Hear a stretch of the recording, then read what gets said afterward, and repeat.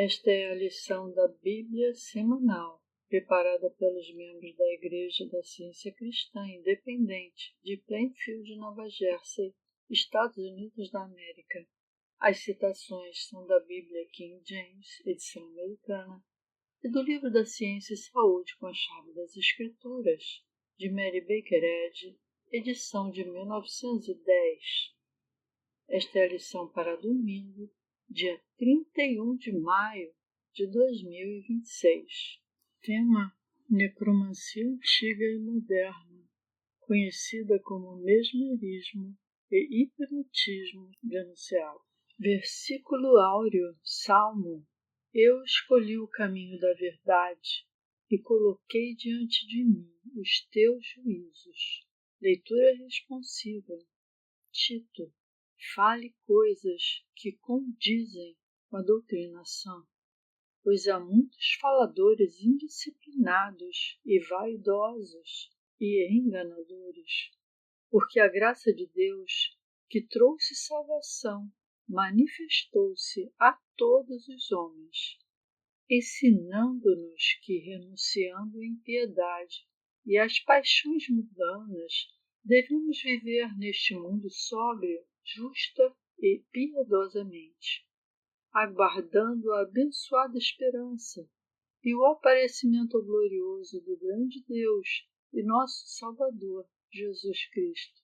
Ele se entregou por nós para nos remir de toda a iniquidade e purificar para si um povo peculiar, zeloso de boas obras.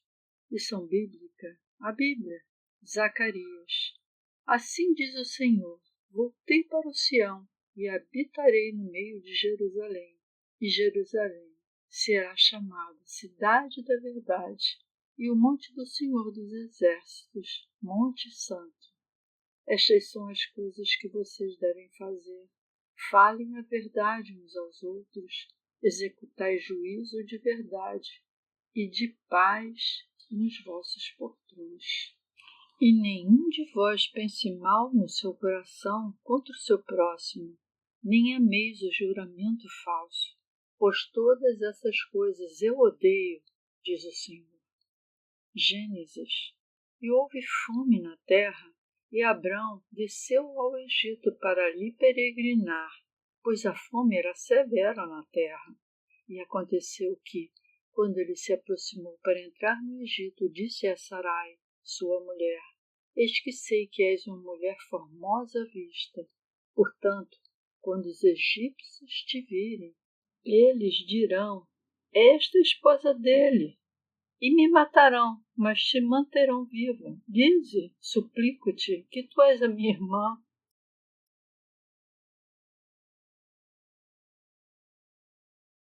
Para que eu possa ficar bem por tua causa, e a minha alma viverá por causa de ti. E aconteceu que, quando Abrão entrou no Egito, os egípcios viram que a mulher era muito formosa. Também os príncipes do faraó a viram e a elogiaram diante do faraó. E a mulher foi levada à casa do faraó. E ele tratou bem a Abraão por causa dela. E o Senhor atormentou o faraó e a sua casa com grandes pragas por causa de Sarai, esposa de Abrão. Então Faraó chamou Abrão e disse: Que é isso que fez comigo? Por que não me disse que ela era sua esposa? Por que dissestes ela é minha irmã? Portanto, eu a tomei para ser minha mulher. Agora, pois, eis a tua esposa, toma-a e vá no teu caminho. E o faraó ordenou a seus homens com respeito a ele, e eles o mandaram embora, e a sua esposa, e a tudo que ele tinha. Provérbios. Os lábios mentirosos são uma abominação ao Senhor, mas os que negociam de forma verdadeira são o seu deleite. Gênesis. Depois dessas coisas, a palavra do Senhor veio a Abrão numa visão, dizendo: Não temas, Abrão, eu sou o teu escudo e a tua recompensa será infinitamente grande.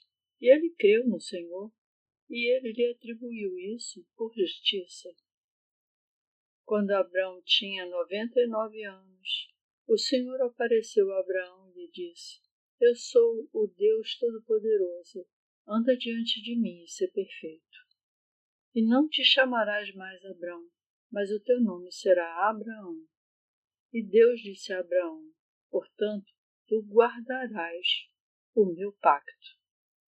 Romanos. O que diremos, pois, a Abraão, nosso pai, ter obtido segundo a carne?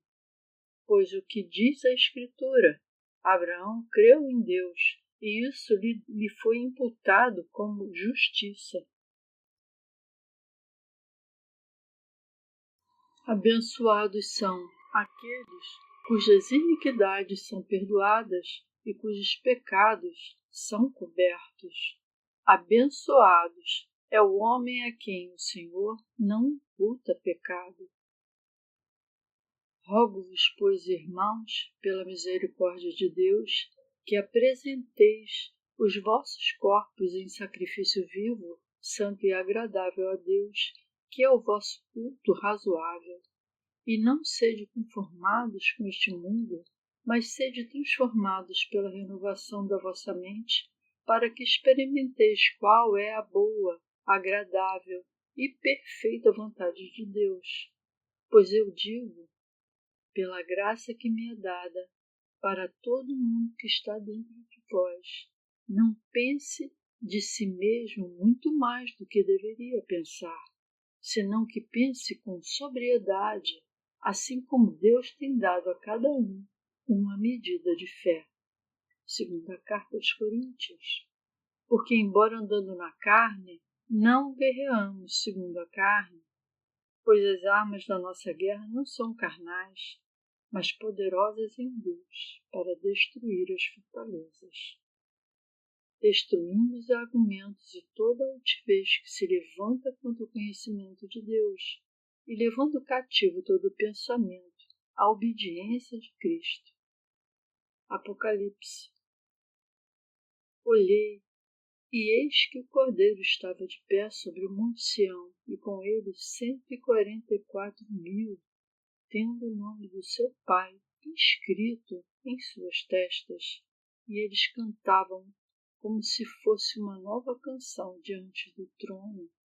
Estes são os que seguem o Cordeiro para onde quer que ele vá. Estes foram redimidos dentre os homens, sendo as primícias para Deus e para o Cordeiro. E na sua boca não se achou astúcia, porque eles estavam sem culpa diante do trono de Deus. Apocalipse. E vi como que num mar de vidro misturado com fogo, os que tinham alcançado a vitória sobre a besta e sobre a sua imagem, sobre sua marca e sobre o número do seu nome, estavam em pé sobre o mar de vidro, tendo as harpas de Deus. E eles cantam a canção de Moisés, o servo de Deus, e a canção do Cordeiro, dizendo: Grandes e maravilhosas são tuas obras, Senhor Deus Todo-Poderoso. Justos e verdadeiros são os teus caminhos. Tu, Rei dos Santos. Eu lerei agora as passagens correlatadas com o livro-texto de Ciência e Saúde com a chave das Escrituras de Mary Baker Eddy. A honestidade é poder espiritual. A desonestidade é fraqueza humana que impede o auxílio divino. Você revela o pecado não para prejudicar, mas para abençoar o homem corpóreo, e uma motivação correta tem sua recompensa. A evasão da verdade prejudica a integridade e te derruba do ápice. A ciência cristã transcende as evidências dos sentidos corporais, mas se você mesmo não transcendeu o pecado, não se felicite por sua cegueira para com o mal ou pelo bem que você conhece e não pratica. Uma posição desonesta está longe de ser cristamente científica. Quem encobre os seus pecados não prosperará, mas quem os confessa e os abandona alcançará misericórdia. Procure deixar na mente de cada estudante A forte marca da ciência divina, um elevado senso das qualificações morais e espirituais necessárias para a cura, sabendo bem que é impossível para o erro, o mal e o ódio alcançarem os grandiosos resultados da verdade e do amor. A recepção ou a busca de instruções opostas à ciência cristã absoluta sempre impedirá a demonstração científica. Se o estudante aderir estritamente aos ensinamentos da ciência cristã e não se aventurar em infringir suas regras, não poderá deixar de ter sucesso na cura.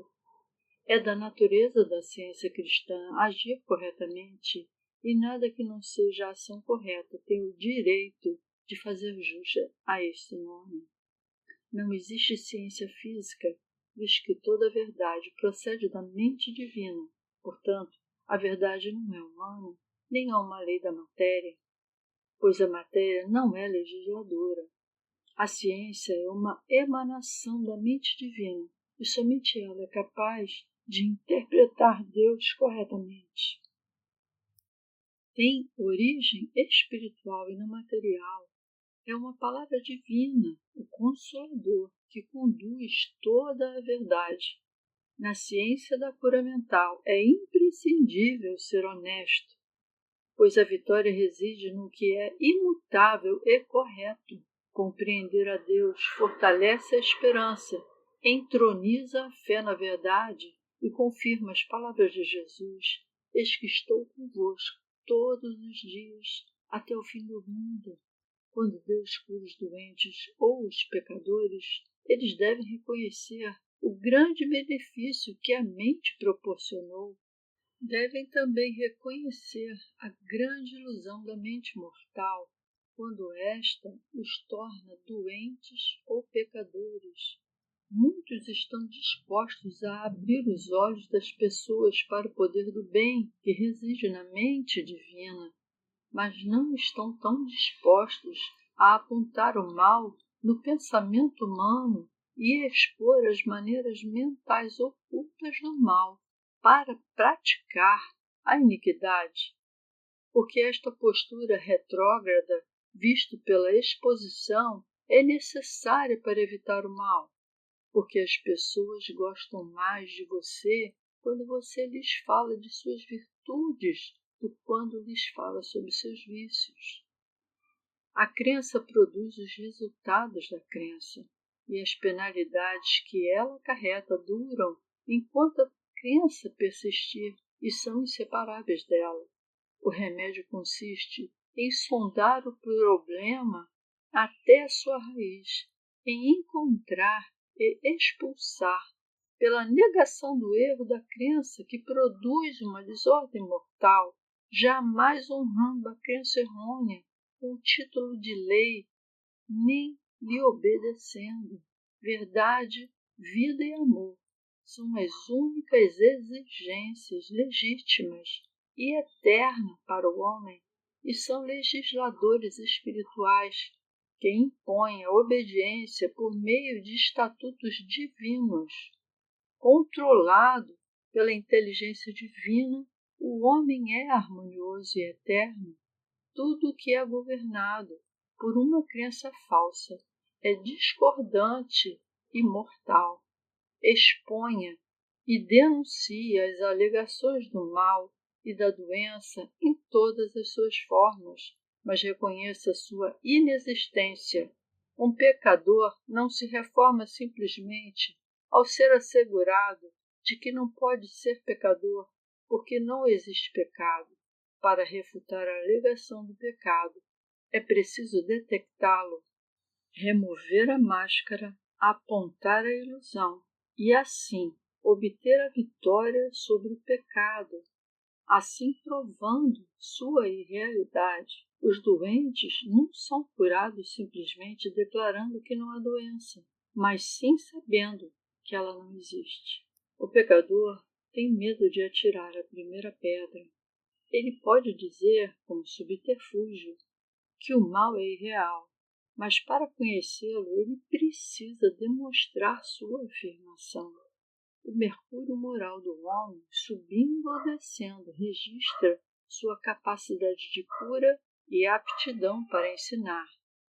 Você deve praticar bem o que sabe, e então progredirá proporcionalmente à sua honestidade e fidelidade, qualidades que garantem o sucesso nessa ciência.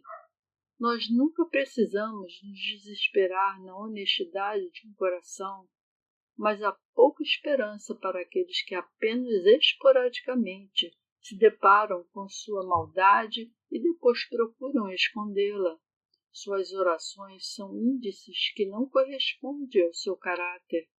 Eles mantêm comunhão secreta com o pecado, e tais aparências são descritas por Jesus como semelhantes a sepulcros caiados, cheios de toda impureza. Para orar corretamente, devemos entrar no quarto e fechar a porta. Devemos calar os lábios e silenciar os sentidos materiais. No santuário silencioso dos anseios sinceros, devemos negar o pecado e invocar a onipresença de Deus. Devemos resolver tomar a nossa cruz e seguir com corações honestos para trabalhar e vigiar em busca de sabedoria, verdade e amor. Devemos orar sem cessar. Tal oração é atendida na medida em que colocamos nossos desejos em prática. A ordem do Mestre é que oremos em segredo e que nossas vidas atestem nossa sinceridade.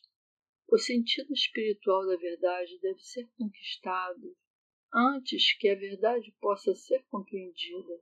Esse sentido só é assimilado quando somos honestos, altruístas, amorosos e mansos. A semente deve ser semeada no solo de um coração honesto e bom. Caso contrário, não produzirá muitos frutos, pois o elemento ganancioso da natureza humana a arranca pela raiz. A experiência deve ser a escola da virtude, e a felicidade humana deve emanar da natureza mais elevada do homem. Apegue-se à verdade do ser, em contraposição ao erro de que a vida, a substância ou a inteligência possam estar na matéria.